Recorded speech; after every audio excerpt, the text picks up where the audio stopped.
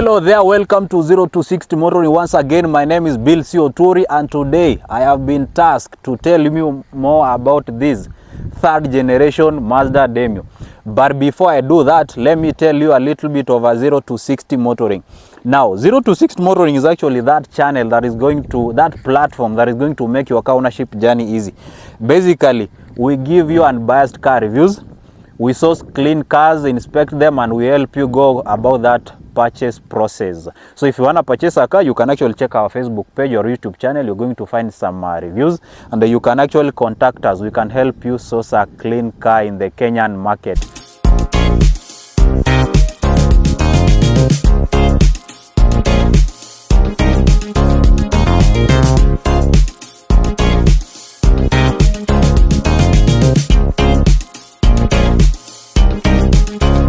So you can actually find us on our social media platforms, that is TikTok, Facebook, Twitter, and Instagram. Actually, this is going to be one kinda hell of a review, so get your popcorns ready and stay around, hang around until the end of this video, because you are going to get a lot of information. I'm going to answer all your motoring questions regarding this Mazda Demio. Alright, here we go. A detailed and in-depth review of the third generation Mazda Demio. So let's start building this review by throwing off the basics of the line first.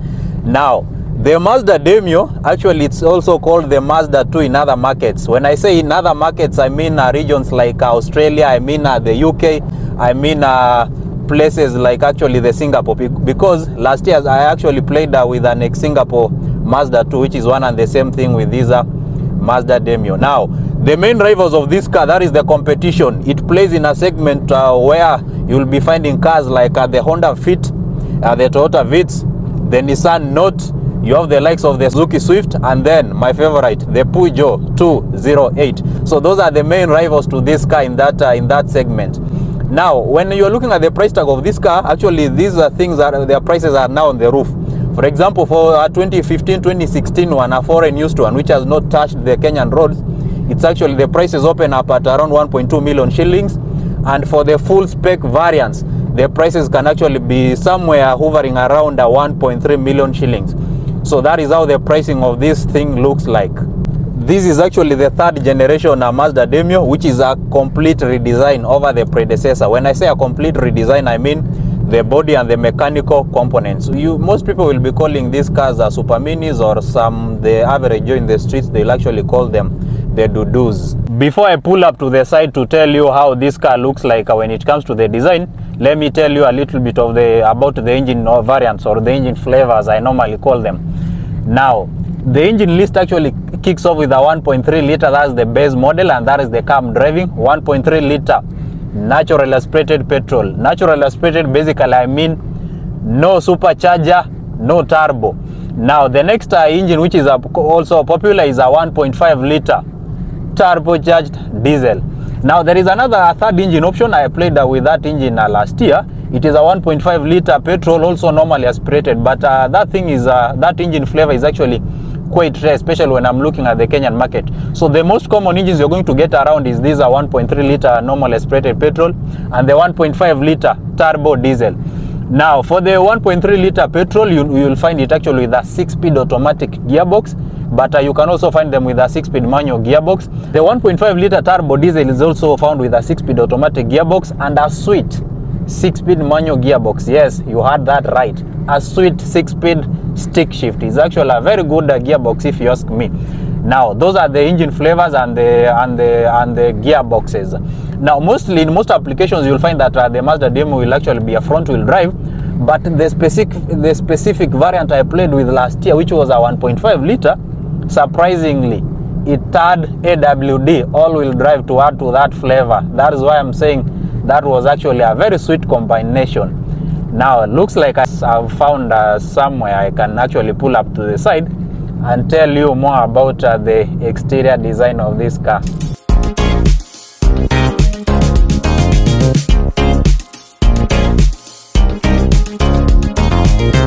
So let's talk something about the design of this third gen Mazda Demio. Now when you're looking at this product, it's actually an appealing product if you ask me, because the complete redesign of this car actually gave it some appealing look. Look at this face. This is inspired by Mazda's Kodo Soul of Motion design language, which is also applied in other Mazda cars like the Mazda Xela, the Mazda Tenza, and the Mazda CX-5. You have these are LED headlamps here, which actually look pretty good. These are base model, that's why you don't have a fog lights here, and because these are petrol variant, that's why you don't see that red line here, which is actually pretty common with diesels. So the best way, an easier way of distinguishing between a petrol flavor and a diesel variant sometimes is by looking at this face here. The red line here actually will tell you that that is a diesel variant, while the black one, which is plain like this one, tells you that this is a petrol variant. Now coming to the side profile of this car, it comes with these are 15-inch alloy wheels actually. I like the design which normally comes with the diesels one. The rim pattern there actually looks pretty good to me. And then when you're looking at this car, you have these side mirror wing cars. It is actually an appealing product, and actually because this one is finished in this is actually navy blue color, it's something that looks pretty good. And one thing I like about this Mazda Demio compared to the Vitz, compared to the Nissan Note, compared to the Suzuki Swift, is this long nose. It has the longest nose in the segment, which actually gives it some, let me say, some pretty good looking, pretty look. Let me put it that way. So the Mazda Demio, this one is let me say it's curvaceous, and it's meant to tick someone's box, especially that person who wants some aesthetics in this segment. This is how the rear design of this Mazda Demio looks like. It is let me say it's curvaceous, it's appealing to look at. You have this Sky Active technology badge here because this is a petrol variant. That's why you are not seeing Sky Active D. You have this Mazda logo here, emblem. You have this Demio badge here, and then you have these tail lights here actually, which have some it's let me say some U-like lighting pattern. There is not much to talk about this car when it comes to the rear design, but when I'm looking at it, the rear is somewhat compressed. When I'm looking at it compared to something like a Nissan Note and a Honda Fit, the rear design actually, this back side, it's somewhat compressed, and that has something to do with some limited practicality. Of course, that's where I'm heading to. How does the Mazda Demio look like when it comes to the spacing element? Now when I'm looking at this trunk space of this 2015 or third generation Mazda Demio, it's easily the worst of the segment because it is cramped and actually, let me say, very tiny. When you're comparing this boot space versus something like a Honda Fit, a Nissan Note, or even a Toyota Vitz, this is actually one of the worst you can get in the segment because there is not much room in this trunk, because once you fit like one briefcase, it will actually be full. So if you're looking for practicality, or you want let me say a super mini with a generous amount of boot space, this is not the right car for you. How about the interior spacing? How does it look like? So let's talk something about the design of this car matters the spacing. This is the amount of knee room I have. This is the amount of headroom you have. Actually, in this segment, you don't expect Land Cruiser like headroom. You don't expect S-Class like knee room, because these are actually super minis, compressed ones actually. So for a person like me who is average, this is the only amount of knee room I have. It's not bad because of course I'll be adjusting the seat to the front to find my favorite driving position. Of course, tall drivers may somewhat struggle with the headroom, but I don't think they are going to struggle with the knee room. But if you adjust the seat backwards, it means that you are going to starve your rear occupants with space. So that's the same thing which applies to these core drivers sitting position. So let me adjust this seat to my driving position and then see what amount of space does the second row passengers have. So maintaining my driving position, this is the amount of knee room you have, and this is the amount of headroom you have. Of course, this back side, it looks like it will actually best fit 2 passengers, not 3 of them, especially on long distance travels. Of course, if the person driving this car is a tall one, I'll hate actually to be in this second row seat of this Mazda Demio, because they're gonna adjust the seat backwards and they're gonna suffocate me of knee room. So that is how it looks like. So when the redesign of this car actually made it a little bit smaller, and it's not the best car you will buy if space is a priority.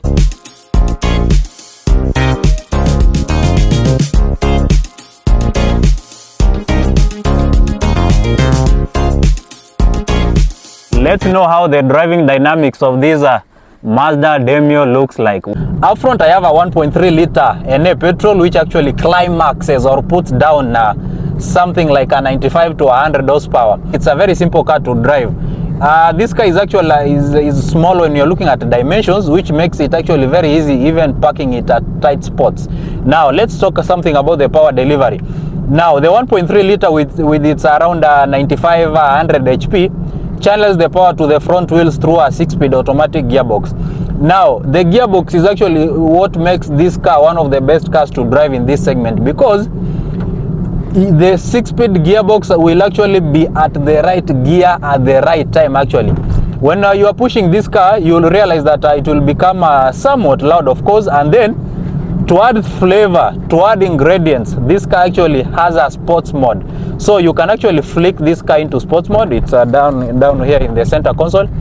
Once you flick the car into sports mode, it will tend to become somewhat louder, basically because the car or the engine is going to hold on to higher RPMs, so that it gives you those let me say that overtaking grunt. Actually, there is a slow Subaru Forester ahead of me, so once I pass it, I'll be able to stretch this car hard such that you can actually know how it pulls like. But then let me talk about the other engine flavor. I've actually played with a Mazda Demio 1.5 liter turbo diesel for quite some time. That thing has around 115 brake horsepower and a healthy 250 Newton meters of torque. Now, when I'm mentioning 250 Newton meters of torque, that is more torque than what a Subaru Forester SJ5 can make. That is more torque than a Nissan X-Trail 2 liter. That is more torque than a CR-V and a Mazda CX-5 2 liter normally aspirated petrol engines. The reason I'm saying that 1.5 liter is actually a very sweet engine, the other week I was driving from Bungoma in a 2000cc 2017 Mazda CX-5 petrol, and actually I could not keep up with a 1.5 liter turbo diesel that was in our convoy. That guy had to always slow down a little bit so that I can keep up with him. Of course, you see those things have a very good power to weight ratio. That's why if you are a speed junkie or you want something that actually has crazy pulling, that 1.5 liter turbo diesel will actually tickle your ego. I want to test the 0 to 100 kilometers per hour of this car. The 0 to 100, that is the acceleration of this car. This car actually has a sports mode like many Mazda petrols. So I'm going to flick the car into sports mode, and then I'm gonna see if what will be the 0 to 100 kilometers per hour. Of course, that is not important because not many people will be stretching this car to test its 0 to 100 kilometers per hour time, but it's good to know. 3, 2, 1, let's go.